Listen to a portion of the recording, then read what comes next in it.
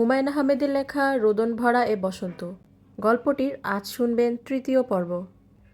বার্সাতের মুখের ওপর অনেকক্ষণ ধরে দুটা মাছি ভনভন করছে, একটা বড় একটা ছোট। বড়টার রং ঘন নীল। বার্সাত বিস্মিত চোখে মাছি দুটোর দিকে তাকিয়ে আছে। বৃষ্টি বাদলার সময় মাছি উড়ে না। বৃষ্টি শুরু হলেই মাছিরা যে যেখানে আছে সেখানে ঝিম ধরে বসে থাকে। বৃষ্টির পানি পাখায় লাগলে মাছিদের উড়তে অসুবিধা হয় বলেই তাদের এত সাবধানতা। অথচ এই মাছি দুটো উড়েই যাচ্ছে। বাইরে মুষলধারে বৃষ্টি হচ্ছে, সেদিকেও তাদের নজর নেই। তারা উড়ে উড়ে জানালা পর্যন্ত যাচ্ছে, আবার ফিরে এসে বাসাতের নাকের কাছাকাছি উড়াউড়ি করছে। বাসাতের কেন জানি মনে হচ্ছে এই মাছি দুটার একটা, বড়টা যেটার গায়ের রং ঘন নীল, তার নাকের ফুটো দিয়ে ঢুকে পড়ার চেষ্টায় আছে। যে কোনো মুহূর্তে এই কাজটা সে করবে। খুবই অদ্ভুত চিন্তা ভাবনা। মাছিরা এমন কাজ কখনো করবে না। তারা জাপানি কামাকাজি পাইলট না, বার্সাত ওদের শত্রুও না। তারপরেও সে এই চিন্তা মাথা থেকে দূর করতে পারছে না। জ্বর বেশি হলে মানুষের মাথায় উদ্ভট চিন্তা আসে। বার্সাতের গায়ে জ্বর, বেশ ভালোই জ্বর। মাথার ভেতরে এরোপ্লেন চলার মতো শব্দ হচ্ছে। জ্বর খুব বেড়ে গেলে মাথার ভেতর এরোপ্লেন চলার মতো শব্দ হয়। এরকম জ্বরতপ্ত মাথায় উদ্ভট চিন্তা আসতেই পারে। বার্সাত শুয়ে আছে তার দুঃসম্পর্কের মামার বাগান বাড়িতে। বাড়ির নাম পদ্ম, কাঠের একতলা বাড়ি, বড় বড় জানালা। জানালা খুললেই চোখে পড়ে বাড়ির পেছনে পদ্ম পুকুর। পুকুরে সত্যিকার পদ্ম ফুটে আছে। মিরু এই বাড়ি দেখলে মুগ্ধ হতো। সেটা সম্ভব হলো না। মিরু আসেনি, বার্সাতকে একা আসতে হয়েছে। বার্সাত 3 বেহালাবাদক ঠিক করে রেখেছিলেন। এরা পদ্ম নামের বাড়ির উঠানে বসে থাকবে। বার্সাত এবং মিরুর বাড়ি গেট দিয়ে ঢুকতে দেখলেই বেহালায় বাজাতে থাকবে, লীলাবালি লীলাবালি, বড় যুবতী কন্যা কি দিয়া সাজাইতাম তোরে। বার্সাতের আসতে দেরি দেখে 3 বেহালাবাদকের মধ্যে 2জন বারান্দার সোফায় লম্বা হয়ে ঘুমিয়ে পড়ল। একজন জেগে রইল। সেই একজন বার্সাতকে একা ঢুকতে দেখে খানিকটা বেদিশা হয়ে গেল। তারপরেও সে বেহালা হাতে নিল। বাজাবো কি বাজাবো না ভঙ্গিতে তাকালো। বার্সাত বলল, লাগবে না, বেহালা বাজানোর দরকার নেই। বেহালাবাদক বলল, আপনার কি হয়েছে, চোখ টকটকা লাল। বার্সাত বলল, আমার কিছু হয় নাই, চোখে লাল রং মেখেছি। মেয়েরা ঠোঁটে লিপস্টিক দেয়, আমি ঠোঁটে দিয়েছি আই স্টিক। আপনাদের তো টাকা পয়সা আগেই দিয়ে রেখেছি, এখন বাড়ি চলে যান, বিদায়। বাজনা বাজাবো না? বাজনা বাজাতে হবে না, বাজানোর দরকার ছিল আমার স্ত্রীর জন্য। স্ত্রী নাই, বাজনাও নাই। উনি কোথায়? জানি না উনি কোথায়। আপনারা বিদায় হন, টাটা বাই বাই। ভাই সাব, আপনার কি জ্বর? আপনি তো দাঁড়ায়া থাকতে পারতেছেন না। বার্সাত বলল, দাঁড়িয়ে থাকতে না পারলেও কোনো সমস্যা নেই, আমি এক্ষুনি বিছানায় শুয়ে পড়ব, 1 মাস ঘুমোবো, গিনিস বুক অফ রেকর্ডে নাম তুলে ফেলব, একবিংশ শতাব্দীর রিপ ভ্যান উইঙ্কেল। বার্সাত কতক্ষণ ঘুমোচ্ছে বা কতক্ষণ ঘোরের মধ্যে আছে তা সে জানে না। তার কাছে মনে হচ্ছে সে বেশিরভাগ সময় অচেতন অবস্থাতেই থাকে। মাঝে মাঝে চেতনার মতো আসে, তখন পদ্ম নামের বাগানবাড়ির কেয়ারটেকার সঙ্গে তার কিছু কথাবার্তা হয়। কেয়ারটেকারের নাম রফিক। রফিকের চেহারা বার্সাতের কাছে এক এক সময় এক এক রকম মনে হয়। প্রবল জ্বরের কারণেই এরকম হচ্ছে, এটা বার্সাত বুঝতে পারছে। মেয়েরা সাজগোজ করে চেহারা বদলায়, ছেলেরা চেহারা বদলায় না। রফিকের চেহারা এক এক সময় এক এক রকম দেখানোর আর কোনো কারণই নেই। জ্বর বার্সাতের মাথা এলোমেলো করে দিচ্ছে। জ্বর খুব যখন বাড়ছে তখন আরেকটা ব্যাপার হচ্ছে। মাথার ভেতর ঝিঝি পোকার ডাক শোনা যাচ্ছে। এক পর্যায়ে ঝিঝি পোকার ডাকটা বেহালার শব্দের মতো হয়ে যাচ্ছে। মনে হচ্ছে 3 বেহালাবাদক বাজাচ্ছে, লীলাবালি লীলাবালি বড় যুবতী কন্যা কি দিয়া সাজাইতাম তরে। বার্সাত ডাকল, রফিক রফিক। রফিক প্লেটে করে কাটা পেঁপে নিয়ে ঢুকলো। যে কোনো খাদ্যদ্রব্য দেখলেই বার্সাতের সমস্ত শরীর মোচড় দিয়ে ওঠে। ইচ্ছা করে খাদ্যদ্রব্য নিয়ে যে ঢুকেছে তার গায়ে বমি করে ভাসিয়ে দেয়। এবারও একই ঘটনা ঘটল। বার্সাত নিজেকে সামলে নিয়ে অনেক কষ্টে প্রায় আদুরে গলায় বলল, কেমন আছো রফিক? রফিক হড়বড় করে বলল, আমি তো ভালোই আছি, আপনার অবস্থাটা কি কন দেহি? আমিও ভালো আছি, শুধু এই মাছি দুটা খুব বিরক্ত করছে। মাছি দুটা মারতে পারলে 100 টাকা বকশিস পাবে, বড় মাছিটা মারতে পারলে পাবে 70 টাকা, আর ছোটটা মারতে পারলে 30। দেখো তো মারতে পারো কি না। 100 টাকা বকশিস রফিককে কাবু করতে পারল না। সে পেপের প্লেট বিছানার পাশে টেবিলে রাখল। কঠিন কোনো কথা বলবে এরকম ভঙ্গিতে বাসাতের খাটের পাশে এসে দাঁড়ালো। থমথমে গলায় বলল, স্যার, আমি আপনারে দুটো কথা বলবো, মন দিয়া শুনেন। বারসাত বলল, তোমার কথা আমি মন দিয়েই শুনি রফিক। মিরুর কথা যতটা মন দিয়ে শুনি ততটা মন দিয়ে হয়তো শুনি না, সেটা সম্ভবও না। তারপরেও স্যার আপনি কথা কইয়েন না, আমি কি বলতেছি শুনেন। আপনার আল্লাহর দোহাই লাগে, বলো শুনছি। আপনার শরীর খুবই খারাপ, আপনারে এইখানে রাখতে কোনো ভরসা পাই না। আপনার এইখানে মৃত্যু হলে আমরা বিরাট বিপদে পড়ব। বিপদের কি আছে, মানুষের মৃত্যু হয় না? মৃত্যু হলে এখানে কবর দিয়ে দিবে, কিংবা আমাকে ইটসহ রাস্তায় ভরে পদ্মপুকুরে ফেলে দেবে, কোনো সমস্যা নেই। স্যার শোনেন, উল্টাপাল্টা কথা বলে লাভ নেই। আজ সন্ধ্যায় আমি টেম্পো ভাড়া করে আনতেছি, আমি আপনারা নিজে ঢাকায় নিয়ে আসব। রফিক, এখন তুমি আমার কথা মন দিয়ে শোনো। আমার শরীরের যে অবস্থা, পথেই মারা যাব। তখন তুমি বিরাট বিপদে পড়বে। পুলিশ তোমাকে ধরে নিয়ে যাবে। তোমার সঙ্গে নিরীহ বেবি ট্যাক্সিওয়ালাকেও ধরে নিয়ে যাবে, হেভি প্যাদানি দেবে। পুলিশের প্যাদানি খেয়েছো কখনো? মারাত্মক জিনিস। স্যার আপনি ঢাকার বাড়ির আত্মীয় স্বজনের ঠিকানা দেন, আমি তাদের নিয়ে আসি। তোমাকে এসব কিচ্ছু করতে হবে না। আমি শরীরে বল পাওয়া শুরু করেছি, 1-2 দিনের ভেতর উঠে বসবো। তখন তুমি একটা বেবি ট্যাক্সি ডেকে আনবে, আমি বেবি ট্যাক্সিতে উঠে ফুরুত করে চলে যাব। আমার সঙ্গে তোমাকে আসতে হবে না। কাজেই পথে যদি মারা যাই তোমাকে কেউ ধরবে না, বেবি ট্যাক্সিওয়ালাকে ধরবে। স্যার আপনি এত কথা বলতেছেন কেন? শরীর যে ঠিক হতে শুরু করেছে এটা তোমাকে বোঝানোর জন্য এত কথা বলছি। এখন তুমি দয়া করে পেপের পিরিচটা এখান থেকে নাও। তোমাকে তো বলেছি আমার সামনে কোনো খাদ্যদ্রব্য আনবে না। আমি বাতাস খেয়ে বাঁচব। এখন থেকে আমি বায়ু ভুক। আজকেও কিচ্ছু খাবেন না? না, কিছু না খাওয়াও এক ধরনের চিকিৎসা। এই চিকিৎসার নাম উপবাস চিকিৎসা। অন্য কিছু খাইতে ইচ্ছা করে? এই মুহূর্তে একটা জিনিস খেতে ইচ্ছা করছে। জিনিসটার নাম মার্বেল সিঙ্গারা। মার্বেলের সাইজ, একসঙ্গে 2-3টা মুখে দেওয়া যায়। মগবাজার কাজী অফিসের কাছে এই সিঙ্গারা বানানো হয়। মিরুর খুবই পছন্দের খাদ্য। একবার সে 38টা সিঙ্গারা খেয়ে ফেলেছিল। তখন আমি তাকে টাইটেল দিলাম সিঙ্গারা কন্যা। এই অপূর্ব সিঙ্গারা যে কারিগর বানায় তার নাম নেক মর্দ। অদ্ভুত নাম না? রফিক জবাব দিল না, পেপের প্লেট নিয়ে চলে গেল। বারসাত চিত অবস্থা থেকে পাশে ফিরল। তার মাথায় কবিতার লাইন আসছে, সবই উল্টা হয়ে আসছে। ব্যাপারটা কি, মাথা কি পুরো খারাপ হয়ে গেল? বারসাত বুঝতে পারছে না তার পৃথিবী উল্টো হয়ে যাচ্ছে কিনা। মাথার ভেতর বড় রকমের কোনো ঝামেলা অবশ্যই হচ্ছে। হোক ঝামেলা, মাথার ভেতর উলটপালট ঝামেলা হলে খারাপ লাগে না। Ring a ring o roses, a pocket full of posies, atishoo atishoo, we all fall down. এই কবিতাটা মাথায় উল্টা আসেনি, ঠিক মতোই এসেছে। 1665 সনে লন্ডনে যখন ভয়াবহ প্লেগ দেখা দিল, তখন লন্ডনের ছেলেমেয়েরা এই ছড়াটা রাস্তায় রাস্তায় বলে বেড়াতো, উই অল ফল ডাউন, আমরা সবাই মরে পড়ে যাব, কারণ আমাদের হয়েছে ভয়াবহ ব্যাধি প্লেগ। রফিক, রফিক। রফিক বিরক্ত মুখে দরজার কাছে এসে দাঁড়ালো। বারসাত বলল, তাড়াতাড়ি বালতিটা আনো, আমি বমি করব। বমির টাইম চলে এসেছে। বমি করার পর কি হবে জানো? We all fall down. Rafiq বালতি নিয়ে এসেছে। বালতির রং ঘন নীল। রংটা চোখে লাগছে। অসুস্থ অবস্থায় কটকটা হলুদ রং চোখে লাগে, লাল রং লাগে, নীল রং কি লাগে? রফিক, জি স্যার। আমি আর বাঁচব না, আমার আত্মীয় স্বজনকে খবর দাও। স্যার বলেন কারে খবর দিব? আমার মাকে খবর দিতে পারো? তাকে খবর দেবার সমস্যা কি জানো?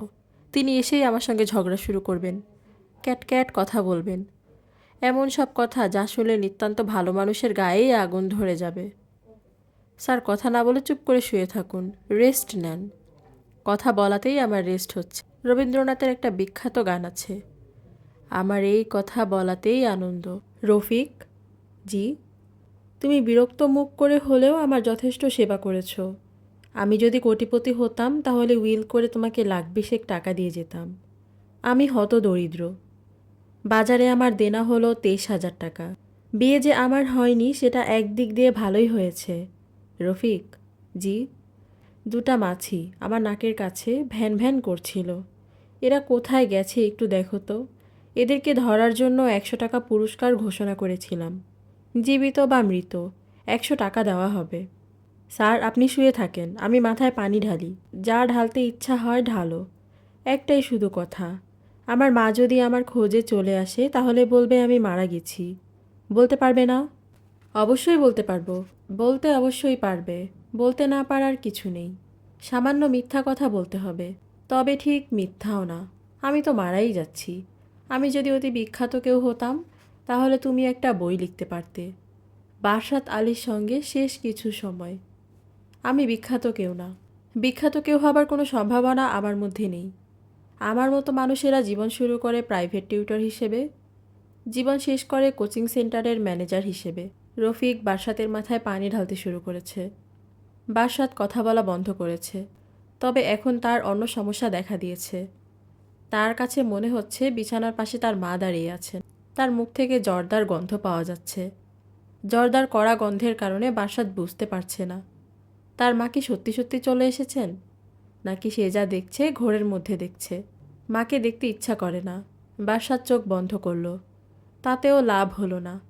চোখ বন্ধ অবস্থাতেও সে তার মাকে পরিষ্কার দেখতে পেল। লাভের মধ্যে লাভ, আগের মা জর্দার গন্ধ নিয়ে চুপচাপ দাঁড়িয়েছিলেন, এই মা কথা বলা শুরু করলেন। এই তোর কি হয়েছে? জানি না। শরীর থেকে চামড়া উঠছে নাকি? শরীর থেকে চামড়া উঠবে কেন? আমি কি সাপ? শরীর থেকে চামড়া ওঠার রোগ তোর বাপেরও হয়েছিল। এই রোগেই সে মারা গেল। এটা তোদের বংশের ধারা, চামড়া ওঠা রোগে মৃত্যু। দুষ্টু লোকে বলে বাবা মারা গেছেন তোমার ক্যাটক্যাটানি শুনে। বাবা যখন মৃত্যুসজ্জায় তখনও তুমি তার কানের কাছে দিনরাত ক্যাটক্যাট করেছ। তোর বাপের সঙ্গে কি করেছি সেটা তোর বাপের আর আমার ব্যাপার।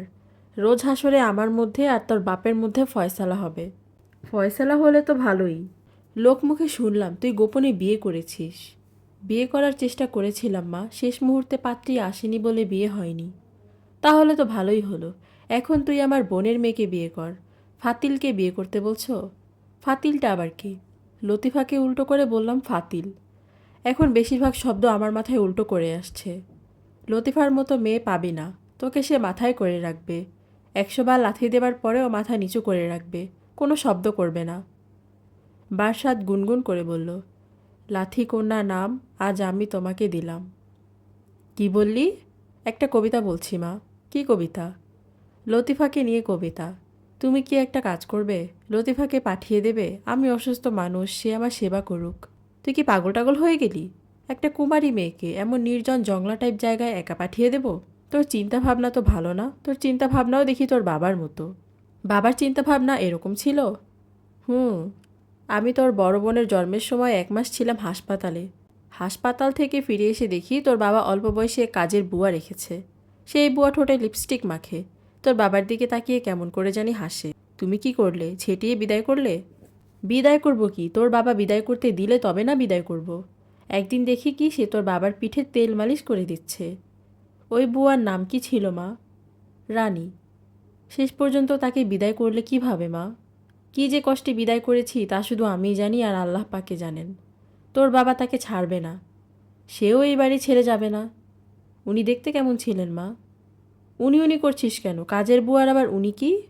দুষ্ট লোকে যে বলে বাবা গোপনে ওই বুয়াকে বিয়ে করেছিলেন, সেই জন্যই সম্মান করে উনি বলছি। এক থাপ্পড় দিয়ে আমি তোর দাঁত ফেলে দেব। ছড়া শুনবে মা? কি শুনবো? ছড়া, ইংরেজি ছড়া। আইস্থ উই অল ফল ডাউন। এর মানে কি? এর মানে হলো আমাদের সবারই প্লেগ রোগ হয়েছে। আমরা সবাই মরে পড়ে থাকব। তুমি, আমি, রানী, বুয়া, লতিফা, ঐন্দ্রিলা, নীলুফার। আমি কি ঐন্দ্রিলার সঙ্গে কথা বলতে পারি? তার আরেক নাম মীরু। আমার নাম ঐন্দ্রিলা। আপনি কে? ঐন্দ্রিলা, তুমি আমাকে চিনবে না। আমার নাম নীলুফার। আপনি কি আমাকে অন্য কোনো সময় টেলিফোন করবেন? আজ আমাদের বাসায় বিরাট ঝামেলা। ঐন্দ্রিলা, আমি 3 মিনিটের বেশি সময় নেব না। আমার নাম নীলুফার। আমার ছেলের নাম টুকটুকি। বারসাত আমার ছেলের প্রাইভেট টিউটর। তুমি নিশ্চয়ই বারসাতকে চেনো, চেনো না? জি, চিনি। আমি যতদূর জানি বারসাতের সঙ্গে তোমার বিয়ের কথা হয়েছিল। আমি ছিলাম একজন সাক্ষী। তুমি আসোনি। আমরা অনেকক্ষণ অপেক্ষা করলাম। আপনার সঙ্গে আরেকদিন কথা বলি। আজ আমাদের বাসায় বিরাট ঝামেলা। আমার কথা শেষ হয়ে গেছে। ওই দিন তুমি আসোনি। কেন আসোনি সেটা তোমার ব্যাপার। না আসার মতো কারণ নিশ্চয়ই তোমার আছে। আমি তোমাকে টেলিফোন করেছি বার্সাতের খবর জানার জন্য। ও হঠাৎ উধাও হয়ে গেছে। বার্সাত কোথায় আছে জানো? না। কালিয়াকৈরে বাসাতে দুঃসম্পর্কের কোন আত্মীয়ের একটা বাগান বাড়ি আছে। বিয়ের পর তোমাকে নিয়ে বাসাতে সেই বাগান বাড়িতে যাবার কথা ছিল। তুমি কি সেই বাগান বাড়ির ঠিকানা জানো? না।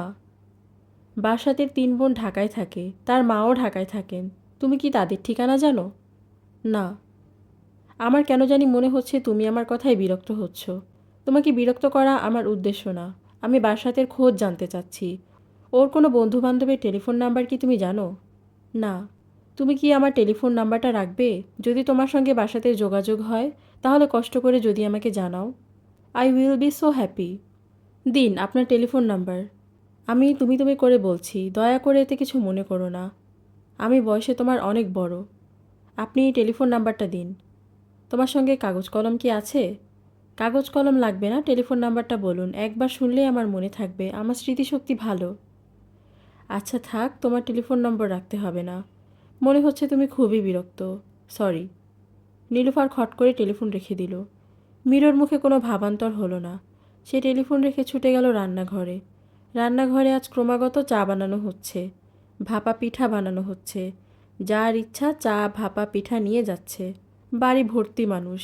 পিঠা এবং চা বানিয়ে দুজন কাজের মেয়ে এবং মীরুর মা জাহেদা বানু কুল পাচ্ছেন না। বাড়িতে চা এবং ভাপা পিঠা, এই বিপুল আয়োজনের কারণ হচ্ছে আফজাল সাহেব আজ সকালে হাসপাতাল থেকে ছাড়া পেয়েছেন। তিনি নাস্তা হিসেবে ভাপা পিঠা খেতে চেয়েছেন। তার বাড়ি ফেরা উপলক্ষে দুনিয়ার আত্মীয়স্বজন এ বাড়িতে ভিড় করেছে। আফজাল সাহেব ভাব করছেন যে তিনি খুব বিরক্ত হচ্ছেন। আসলে তা না, তিনি অত্যন্ত খুশি। তিনি চাচ্ছেনও না যে কেউ বাড়ি ছেড়ে চলে যাক। তিনি মীরুকে ডেকে ষড়যন্ত্র করার ভঙ্গিতে বললেন, এরাতে কেউ নড়বে বলে মনে হচ্ছে না। দুপুরে খাবার ব্যবস্থা করা দরকার। কি করা যায় বলতো? মীরু বলল, তোমাকে এইসব নিয়ে চিন্তা করতে হবে না। তুমি ভাপা পিঠা খাচ্ছ, খাও, ভাপা পিঠা খাও। মা আছে, মা যা পারে করবে। তোর মার মাথায় এত বুদ্ধি থাকলে তো কাজই হতো। বিয়ের সময় সে তার সব বুদ্ধি বাবার বাড়ির কোনো একটা ট্রাঙ্কে তালাবদ্ধ করে চলে এসেছে। এক কাজ করা যাক, 1 আইটেম রান্না হোক, তেহারি। মীরু বলল, বাবা কি আইটেম রান্না হবে হবে না এসব নিয়ে কথা বলতে আমার একেবারেই ইচ্ছা করছে না। আফজাল সাহেব দুঃখিত গলায় বললেন, তুই কি কোনো কারণে আমার উপর রেগে আছিস? রেগে আছি। আফজাল সাহেব বিস্মিত গলায় বললেন, কেন রেগে আছিস? ধারাবাহিকভাবে মার নামে বদনাম করে যাচ্ছ। যেই আসছে তাকেই বলার চেষ্টা করছো মা কত খারাপ একজন মহিলা, হার্ট অ্যাটাকের রোগী ফেলে বোনের মেয়ের বিয়ে খেতে চলে গেছে। কথাটা তো সত্যি। কথা সত্যি না। মা যখন বিয়ে খেতে গিয়েছে তখনও তোমার হার্ট অ্যাটাক হয়নি। হার্ট অ্যাটাক হলে মা তোমাকে ফেলে যেত না। এই সত্য তোমার চেয়ে ভালো কেউ জানে না। আফজাল সাহেব বললেন, যে 2-1 জনের সঙ্গে এই কথা বলেছি তারা সবাই নিজের লোক, বাইরের কেউ না। আপনার লোকের কাছে 2-1টা ভুলভাল কথা বললে কিছু যায় আসে না। তুমি বাইরের মানুষের সামনেও মাকে অপমান করেছ। সেটা আবার কখন করলাম? ডাক্তার যখন মাকে ওষুধপত্র বুঝিয়ে দিচ্ছিল তখন তুমি বললে, এই বোকা মহিলাকে এইসব বুঝিয়ে লাভ নেই, সে সব আউলিয়ে ফেলবে। আপনি বরং আমার মেয়েকে বুঝিয়ে দিন। তোর মা সংসারে নানা কাজে ব্যস্ত থাকে, ওষুধপত্রের হিসাব মাথায় ঢুকবে না, এই ভেবে বলেছি। এই ভেবে তুমি বলনি, তুমি মাকে বোকা ভেবেই বলেছ। আমি ঠিক করেছি মার কাছে ক্ষমা না চাওয়া পর্যন্ত আমি তোমার ঘরে আসব না। কথা বলা তো অনেক পরের ব্যাপার। আফজাল সাহেব বিস্মিত হয়ে বললেন, ক্ষমা চাওয়ার মতো কী অপরাধ করলাম? চিন্তা করে দেখো কি করেছ। তুই এবং তোর মার সমস্যা কি জানিস? তোরা একজন অসুস্থ মানুষকে যে চাপ দিতে পারিস পৃথিবীর আর কেউ তা পারে না। হার্ট অ্যাটাক হয়ে গেছে, এমন একজন মানুষের সঙ্গে কথা কি করে বলতে হয় এটা তোরা জানিস না। আমার আসলে বাড়িতে আসাই উচিত হয় নাই। আমার উচিত ছিল হাসপাতালে পড়ে থাকা। তুই সামনে থেকে যা।